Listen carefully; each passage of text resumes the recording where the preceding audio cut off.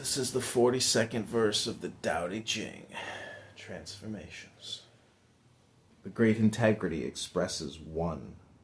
One manifests as two, two is transformed into three, and three generates all the myriad entities of the universe. Every entity always returns to yin after engaging yang. The fusion of these two opposites births the vital energy that sustains the harmony of life. But for most people, this harmony is decimated by inheriting a condition of misery and victimization. Politicians cleverly pretend that they too originate from the toxic soil of this misery, even while designing the very laws that legitimate victimization. But watch out, those who hoard over sufficiency will be diminished, and those who are diminished will become bountiful. These commonly known truths that common people teach each other are also my truths. As you sow, you shall reap. Such is the heart of my teaching, in a world forced to live heartlessly.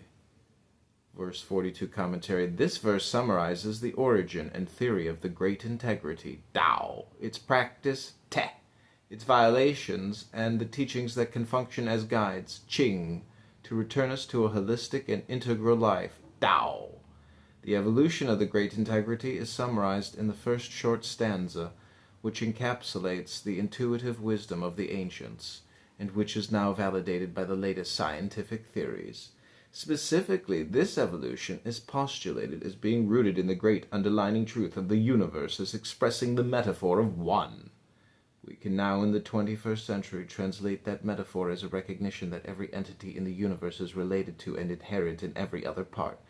In the early 1970s, I discovered that the ancient Chinese vital energy, qi or qi, system of acupoints and channels is reiterated in each part of the body, and furthermore that each of these anatomical parts manifests acupoints to the rest of the body that are hologrammatic to the anatomy of the body.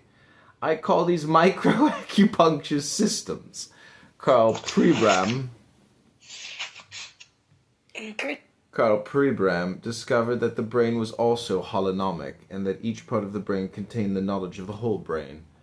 Microbiologists Civic and Schoenfeld have discovered that in every single cell of every human organism, the sum total of the whole life experience of every living organism since the beginning of time is preserved. David Bohm, a colleague of Albert Einstein, applied the holonomic concept to the nature of the entire universe.